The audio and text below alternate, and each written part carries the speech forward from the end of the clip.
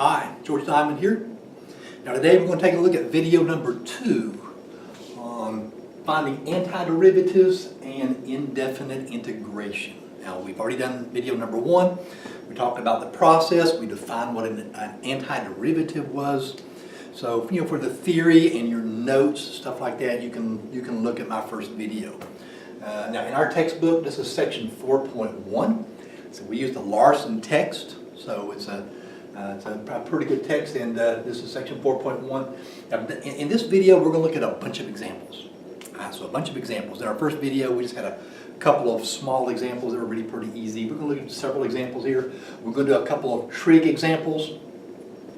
Now, I said this in my first video. I said with anti-differentiation and the process of finding an antiderivative, there's really only one rule.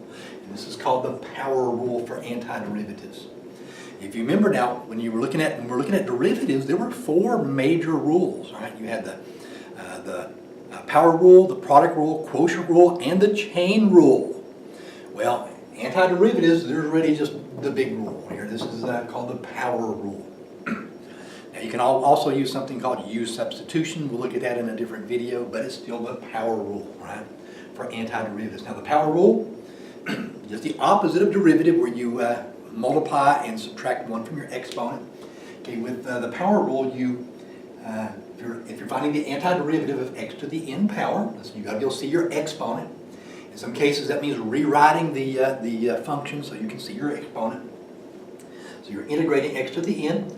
Okay, when you find your antiderivative now, this gives x to the n plus 1 divided by n plus 1. So instead of multiplying and subtracting, you're going to add 1 to your exponent and then divide, and you got to remember to add plus c onto your answer. Because remember, you're finding an expression that represents an entire family of antiderivatives. So typically, unless you're finding a particular solution or a particular solution, you're going to find an expression for the entire family of antiderivatives. And there's an infinite number of antiderivatives, each one of them crossing the y-axis at a different point. And I said in this video, now just go ahead and move things along. Let's go ahead and get started with our first problem.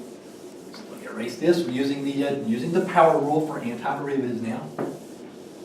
So let me erase this. All right. So let's see our directions here. Just to see if we can find the antiderivative. So let's see if we can find the antiderivative on just a couple problems. Here's our first integral. Let's see if we can find the antiderivative of, now this is our integral symbol, let's say the square root of x dx. We'll do a square root function. Now, first of all, I said you got to be able to see the exponent. Right, so let's convert this from radical notation to rational exponent notation. Right, so this will be the integral x to the 1/2 power dx. Now, once you see your exponent, we're ready to find the antiderivative now. Right, so this will evaluate as now. So you're going to add 1 to your exponent. This will be x to the 1/2 power plus 1 divided by 1/2 plus 1. Then plus your constant of integration. Now this first problem or two, I'm going to take it out step by step by step. So hopefully eventually, pretty soon we should be able to do 1/2 plus 1 pretty much in our head. Because remember, when you're adding a fraction plus 1, so you're adding plus 1, that's the same thing as adding 2 over 2, which gives you to the 3/2 power. All right, so as you evaluate this now, it gives us x to the 3/2 power divided by 3/2 plus our constant of integration. Now, we don't want to leave our answer like this. You have a fraction within a fraction. You got x to the 3/2 divided by x to the 3/2. So when you divide by a fraction, we're going to multiply by its reciprocal. So we're going to rewrite this as, we're going to flip the bottom fraction over. It gives us 2/3 x to the 3/2 power plus c. And this is our antiderivative. You just have to remember, make sure you add the plus c at the end, and there we've got it. Okay, let's try another example. That one didn't take too long. Let's try problem number 2. So we're going to just quickly run through a bunch of examples here. Okay, let's try problem number 2. Now number 2, let's see if we can find the antiderivative of, let's do another radical. We'll do 2 over the square root of x this time, dx. All right, now first of all, let's rewrite this. Like I said, this is a fraction. We don't have a quotient rule for antiderivatives like we did with derivatives. We don't have a quotient rule. You've got to be able to see the exponent. right now it's just basically the power rule and that's it. So let's see if we can rewrite this. This is actually the integral 2 over x to the 1/2 power dx. Now let's pull that 2 off and we'll write this with a negative exponent now. This will be the integral 2x to the negative 1/2 power dx. So pull that 2 off. We've rewritten our radical and the fraction with a negative exponent and a rational exponent, negative. Now, this integral now, we're ready to take the antiderivative. And a lot of times you'll have to maybe rewrite it, do a little few calculations and stuff to manipulate your integrand to where you're ready to take the antiderivative and use your power rule. Now, as we take the antiderivative here, let's go take the antiderivative. That'll be 2 times. Now, the antiderivative of x to the negative 1/2 will be x to the, now as you add 1 to the negative 1/2, this will be negative 1/2 plus 2 over 2 gives us positive 1/2. So we're going to add 1 to our exponent, which gives us 1/2 divided by 1/2. Okay, plus our constant of integration. Now, let's flip the 1/2 over. Right, we end up here with 2 times 2, x to the 1/2 plus our constant of integration. Then we can multiply the 2 and the 2 together. That gives us 4x to the 1/2 plus c. Okay, let's see. Let's try another one. That one didn't take too long. We're going to quickly run through several examples here. Okay, we did a couple of radicals. So hopefully that simplifies things a little bit. Let's try. Let's see. Let's try this problem right here. Let's try number 3. Okay, let's try the integral. Find the antiderivative of. We'll do t squared plus 1 squared dt. So let's try this one here. Now, if we were taking the derivative of this function, this would be the chain rule. But we don't have a chain rule for antiderivatives. So we're going to have to expand this, get it in write it in polynomial form, right? And then from there we can find the antiderivative. Now, as you expand a binomial, as you expand this will expand as the integral. You square your first term, gives us t squared. I'm sorry, t to the 4th power, rather. So t to the 4th. Then you multiply the 2 terms and double it. 1 times t squared is t squared. Double that gives us 2t squared. Then square the 1 gives us 1 dt.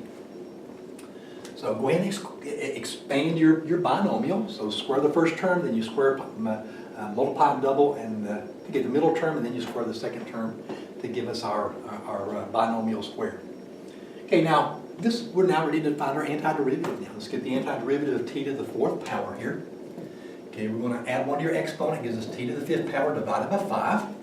So once again, as you find the antiderivative of t to the 4th, you're going to add 1 to your exponent divided by the exponent plus 1.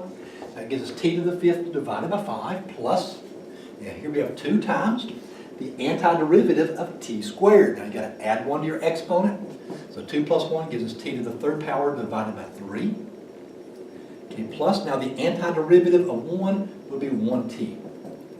Plus our constant of integration. Remember, I wouldn't put that c on there. You can wait till the very end of the problem to add the c, but you got to remember to put the plus c at the end. Now let's see if we can simplify this a little bit. There's not much we can do. This will be 1/5 t to the 5th power plus 2 times t to the 3rd divided by 3 gives us 2/3 t to the 3rd.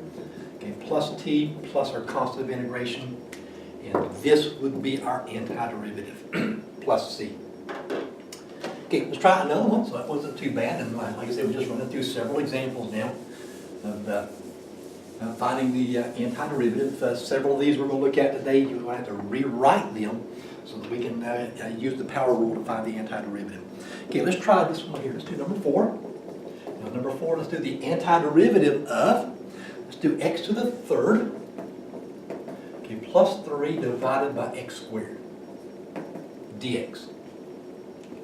So let's try this expression right here. Now, remember I said if we're finding the derivative, this would be a quotient rule problem. But we're finding the antiderivative. There's no quotient rule for antiderivatives. We're going to have to rewrite this, do a little bit of simplification, rewrite it so we can see the exponents here. Now, first of all, to simplify here, this will simplify. We've got x to the 3rd plus 3. Let's divide each of those by x squared. So we end up with x to the 3rd divided by x squared plus 3 over x squared. Okay, dx. So let's divide x squared into each terms and each of the terms in that little binomial there. Now, and let's simplify now. x to the third power divided by x squared. You subtract your exponents. That'll be the integral. Would just be x, wouldn't it? So just be x plus. Now, 3 over x squared, I'm going to rewrite that as 3x to the negative 2 power dx. All right. Now, it just takes a couple steps to simplify your expression here. All right. Your integrand, I guess, so that we can quickly find the antiderivative now. Now, to get our antiderivative, let's take the antiderivative of x. We give us, and once again, remember this is x to the first power. You're going to add 1 to your exponent. Gives you 2 divided by 2. All right, so you got an exponent of 1, add 1 to your exponent divided by the exponent plus 1. Now, let's find the antiderivative of 3x to the negative 2. So this will be plus 3 times. Now, as you take the derivative of x to the negative 2, you're going to add 1 to the negative 2, gives us x to the negative 1 power, divided by negative 1, plus c. We're going to put the c on right here. Okay, this is our antiderivative. All this left to do is to kind of simplify it a little bit. There's not much we can do here. We're going to end up with 1/2 x to the second power. Okay, minus, so this is a negative 1 on the bottom, so it'll be minus 3x to the negative 1 plus c, and then the last thing we want to do, I say your teacher probably would not want you to leave this x to the negative 1 power, so we want to rewrite this as a little fraction, and this will end up as 1/2 x squared minus 3 over x plus c. So the final version of our antiderivative will look like this. All right. Okay, now let's see, we've quickly done 4 problems. We're going to do several more. We're going to do a couple trig problems in just a moment. We're actually going to take a look at a couple of differential equations, how to find the particular solution of a couple of differential equations. But now let's take a look at problem number 5. Let me get this one erased. And let's take a look at our next problem, so our next example. Okay, so let's take a look at our next example here. Now, first of all, my students should notice I'm wearing a maroon shirt today. It's a maroon shirt, and I brought me an orange. So a little snack for later. Let me put the orange out of the way too. Okay, let's take a look at problem number 5. This number 5. This is another radical integral. So radicals tend to give students a little bit more trouble than some other types of problems. Now this will be the cube root of x times x minus 4 dx. So let's try this problem here. Now, first of all, the radical, you want to, as you write the problem down, go ahead and convert the radical to rational exponent form. So this would be the integral, okay, x to the 1/3 power. So you got an exponent of this is x to the first power, and this is a cube root, so it'll be x to the 1/3 power times x minus 4 dx. Now, like I said, if we were finding the derivative here, this would be a product rule problem. But we're finding the antiderivative. There's no product rule with antiderivatives. You got to take this 1/3. We have to multiply inside our parentheses to remove our parentheses. Now, as you multiply 1/3 times x, that's x to the first power. And as you multiply factors with the same base, you add your exponents. So 1/3 plus 1 gives us x to the 4/3 power minus. And then x to the 1/3 times 4 gives us 4x to the 1/3. And we're finding the antiderivative with respect to x. All right. Now this takes a couple of steps there to get our integrand in the correct form to find our antiderivative, right? So we got x to the 4/3 power, okay, minus 4x to the 1/3 power. So we're ready to use our power rule to find our antiderivative. So let's find the antiderivative of 4/3 first. All right, so as we get our antiderivative, this will be x to the, now you got to add 1 to the 4/3. Now remember, when you do 4/3 plus 1, that's actually 4/3 plus 3 over 3, which is 7/3. Now remember now, students that, if there's any students that will be taking the AP Calculus exam at the end of the year, over half of the AP Calculus exam, you cannot use a calculator on these fractions. You've got to be able to do on your own. So you have to do this without a graphing calculator, without a calculator. So adding 1 to the 4/3 gives us x to the 7/3 divided by 7/3 minus 4 times. Now let's do this will be 4 times the antiderivative of x to the 1/3. Now once again we're going to add 1/3 plus 1. Now, as you add these, I'm going to rewrite the 1 as 3 over 3. Right, so they'll have the same denominators. And then adding 1/3 plus 3 over 3 gives us 4/3. Right, so adding the 1/3 and the 1 together is going to give us x to the 4/3 power divided by 4/3. Okay, plus our constant of integration now. All right, now all we have to do now is a little bit of simplification, and we should have this one now. So let's see what we get. This will simplify then as, and once again, you have this fraction on the bottom of your problem here. Let's invert and multiply. So anytime you're dividing by a fraction, rewrite it as multiplication. So x to the 7/3 divided by 7/3 is actually 3/7 x to the 7/3 power. So you're going to flip that fraction over and multiply. Okay, minus 4 times. Now let's invert and multiply here. So x to the 4/3 divided by 4/3 is 3/4 x to the 4/3 power plus c. Now as you simplify here, the 4's cancel out. So this is our final version of our antiderivative now will be 3/7 x to the 7/3 power. Let's see, minus 3x to the 4/3 power. Okay, plus our constant of integration. So that'll be the final version of our antiderivative there. Okay, let's try another problem. Let's try another radical problem. Like I said, these radicals, they can be difficult for some students, if you're not used to working with rational exponents. So let's try another radical problem, and then we'll take a look at a couple of trigonometry problems. All right. Okay, this time let's try this problem number 6. Okay, let's see if we can find the antiderivative this time of x plus 1 divided by the square root of x, dx. So square root of x, there we go. And then once again, like I said, there's no quotient rule, so we're going to have to rewrite this. All right, so we have to rewrite this integrand so we can use the general power rule for antiderivatives. So as we simplify now, remember this will be the antiderivative x to the square root of x. Remember, it's actually x to the 1/2 power. So we end up here with x divided by x to the 1/2 plus 1 over x to the 1/2 power dx. All right, and within our integral now, let's see if we can simplify. All right, this will be the antiderivative of. Now you got x to the first power divided by x to the 1/2. Now remember, when you divide factors of the same base, you subtract your exponents. So x to the first divided by x to the 1/2 is x to the 1/2 power. Okay, plus. Now 1 over x to the 1/2 is x to the negative 1/2 power dx. All right. Okay, now we've got our problem in the right form to find our antiderivative. Let's use our general power rule, x to the 1/2.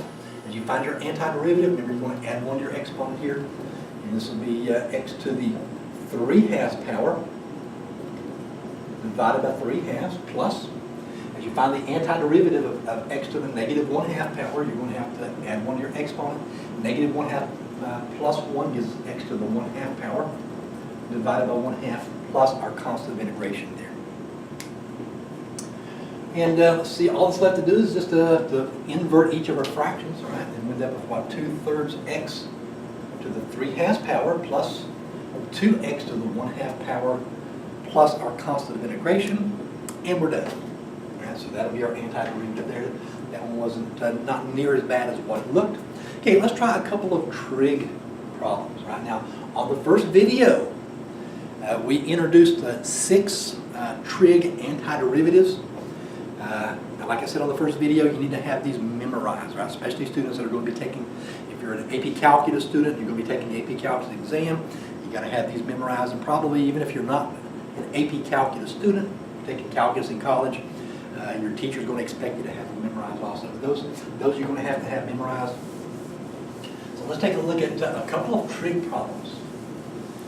All right, now let's see. Sometimes with these trig integrals, these will have to be simplified a little bit also. Now, on the first video, we did 1 or 2 real simple trig integrals. So let's try. Yeah, let's start off with number 7. Now, once again, we're just finding the antiderivative. Let's find the integral of.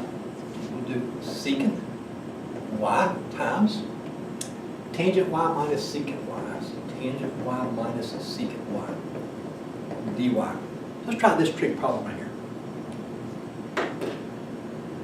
Okay, Now, first of all, let's see, if you remember the 6 trig integrals, antiderivatives that we looked at in the first video, this wasn't one of them. So we're going to need to rewrite this.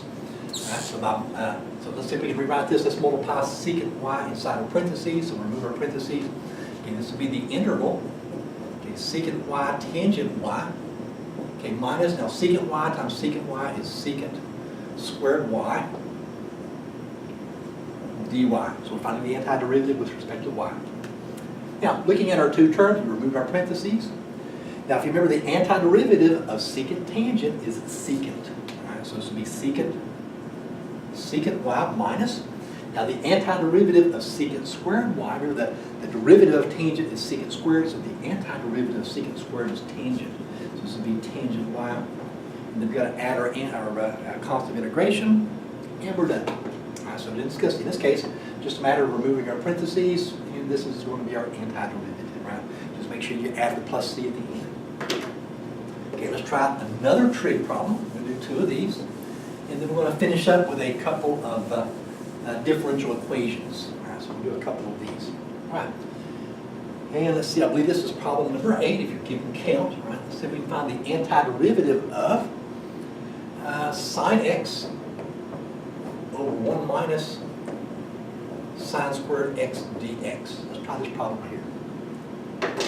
Now, once again, remember now, there's no quotient rule. This is a fraction, right? If you're finding the derivative, okay, we'd use the quotient rule to find the derivative, but we're finding the antiderivative.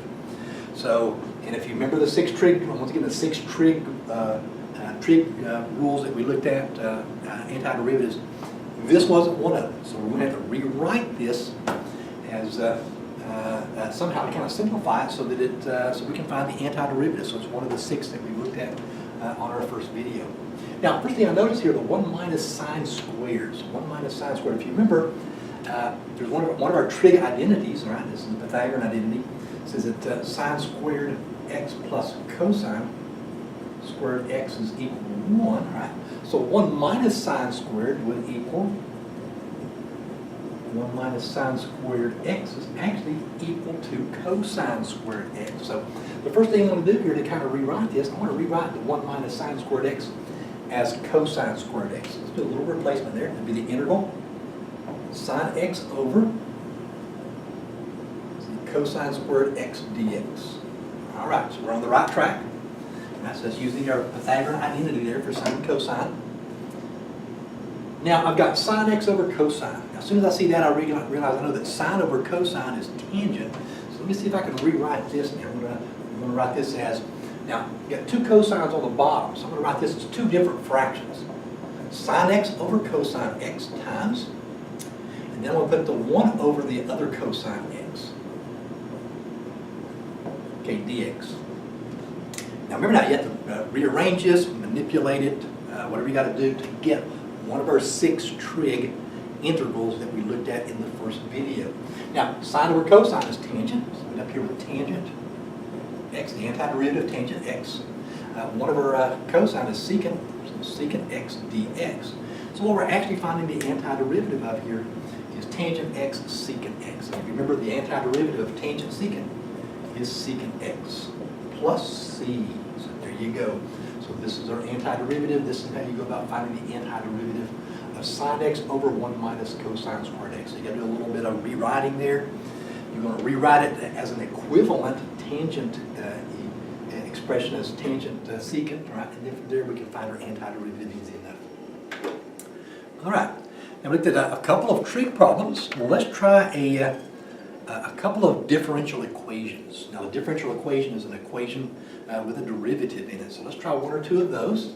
So now this time we're not just finding the antiderivative of each of these, but we're going to find a particular solution. All right, so we're going to find a particular solution. So let's see this time. Let's see if we can find the particular solution that satisfies. So find the particular solution that satisfies, so that satisfies the given initial condition. So the given initial condition. satisfies the initial condition. Initial condition here. So here's our first equation. And let's say our derivative. Let's say we got a derivative this time. Let's say dy over dx is equal to. So dy over dx is equal to. So it's equal to 3x squared minus 1. Okay. And it satisfies the initial condition. So this satisfies the initial condition f of 2 equals 4. Okay. Now, let me show you what is it we're looking for here. We're looking for a particular solution. Now you saw the antiderivatives that we just did. We did, 88 antiderivatives.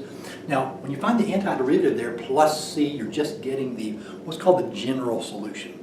This is an expression representing the family of antiderivatives. There's an infinite number, so the plus c, that's called a general solution. Now this time, we're looking for a particular solution.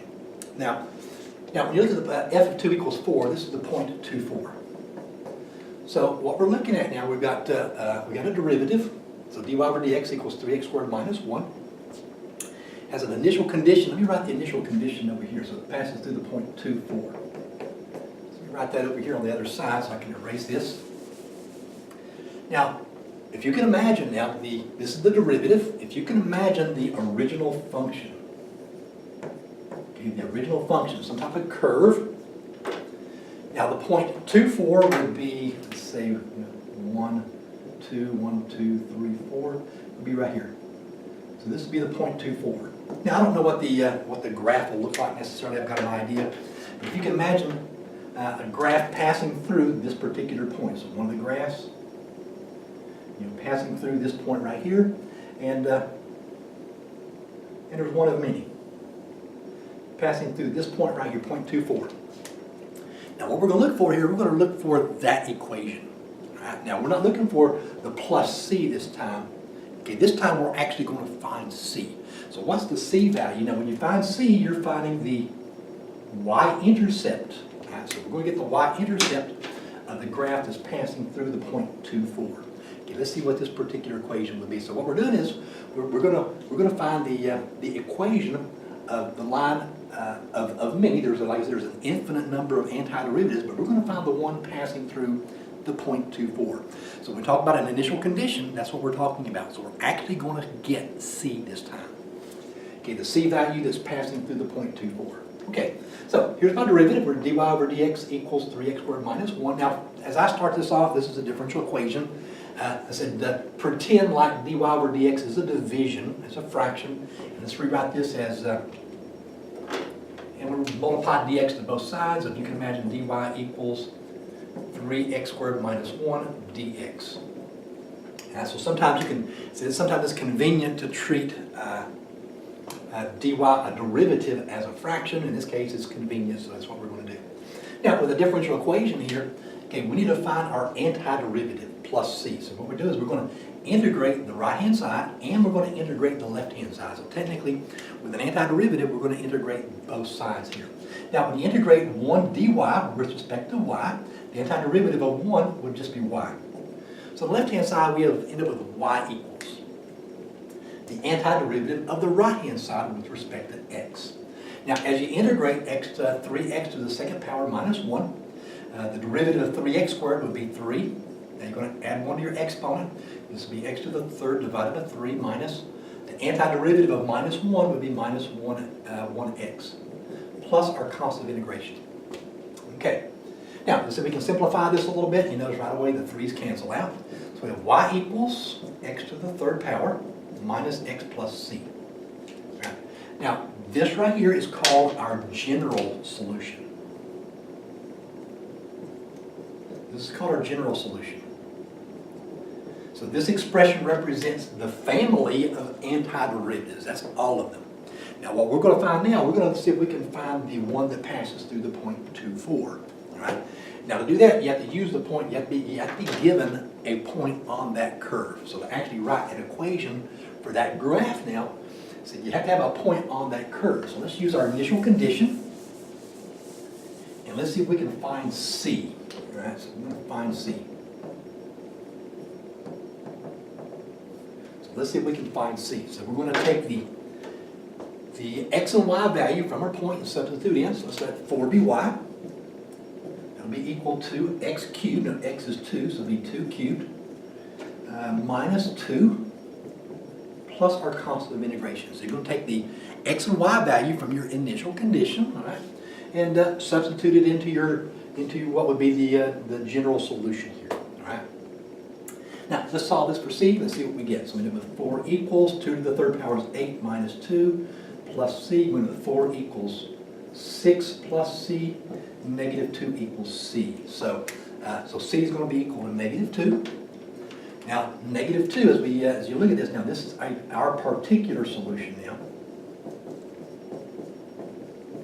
So this is our particular solution will be, now coming back here to this equation here, will be y equals x to the third power minus x minus 2.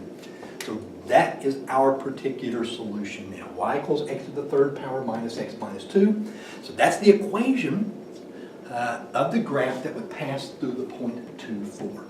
Okay? Now keep in mind, if you just look at the general solution, there's an infinite, the general solution represents an infinite number of antiderivatives, but we found the one passing through that point there. So through the point 2, 4. So basically, if you're given your initial condition, that's x and y, substitute it into your general solution, find c, and you've got your equation ready. Okay, let's try one more, and to finish this up, let's try one more differential equation problem. Erase this one. So we'll try one more differential equation problem. Now this time, we're going to look for, and once again, the same directions. We're going to find the particular solution that satisfies the given initial condition. And this time, our derivative is equal to, now if you're keeping track, this is actually problem number 10. This is our 10th example. Okay, our derivative here, let's say dy over dx is equal to 1 over x squared. And see, we've got a line that passes through, so it passes through the point 1, 0. Okay, so we're looking for a particular solution that passes through the point 1, 0. Okay, now let's see what we're going to do first. We have to find our antiderivative. We're given the derivative here. We're going to find the antiderivative. What would be the original function if you were finding the derivative again? Now let me write down my point down here. This will be the point 1, 0. Okay. And let's see now, as we set this up now, let's multiply. So once again, let's multiply dx to both sides. We end up with dy equals 1 over x squared dx. Like I said, we can treat dy over dx like it's a fraction when it's convenient for us to do so. But dy over dx does not mean dy divided by dx. But like I said, we can kind of treat it like a fraction sometimes when it's convenient. Now we have dy equals 1 over x squared times dx. Now on the right hand side, we're going to integrate 1 over x squared with respect to x. And on the left hand side, this is 1 dy. So we're going to integrate 1 dy with respect to y, which is y. So you take the antiderivative of dy is y. Now on the right-hand side, we're going to rewrite this. Now this will be the integral x to the negative 2 dx. Okay, find our antiderivative. This will be y equals. Now you're going to add 1 to your exponent. It gives us x to the negative 1 power divided by negative 1 plus our constant of integration. Now, I'm going to rewrite this. This will be y equals negative 1 over x plus c. All right. Now, this is our general solution. This represents the entire family of functions that, all of them passing through the y-axis at different locations. Now, we're looking for the one that passes through the point 1, 0. So now we're going to take the x and y value from that point, and let's see if we can find c. So let's see if we can get c, and then we'll have the particular solution for this particular differential equation. So let's take the 0, substitute it in for y. Let's take the 1, plug it in for x, and it will give us what? 0 equals negative 1 over 1 plus c, which is 0 equals negative 1 over 1 is negative 1 plus c, and adding 1 to both sides gives us 1 equals c. So c is equal to 1 in this particular instance. So as we write our solution then, what's called our particular solution, so our particular solution would be the equation y equals, let's see, negative 1 over x plus 1. So this is the equation of the curve that passes through the point 1, 0. And once again, you got to find your antiderivative by basically integrating both sides, all right, with respect, left-hand side with respect to y and the right-hand side with respect to x. And once you get your general solution with the plus c, then after that you just have to substitute in to actually solve for c. Once you get c, you've got your differential equation written. Now my students, when they do their homework on this section here, there's several different differential equation problems that they'll have to be able to work. I think the ones that a lot of them they'll be looking at, they'll actually give you the graph and they'll give you a point on the graph. But anyhow, this is how you solve a fairly simple finding a particular solution of a differential equation. Now later on, my classes, and we'll do a video on this probably, okay, we're going to do an entire unit on differential equations. So we'll be quite a bit more with them right now, but as we go along, looking at integration, from time to time we're going to look at a differential equation problem. So hopefully you've found this video helpful. So now we're ready to do our homework.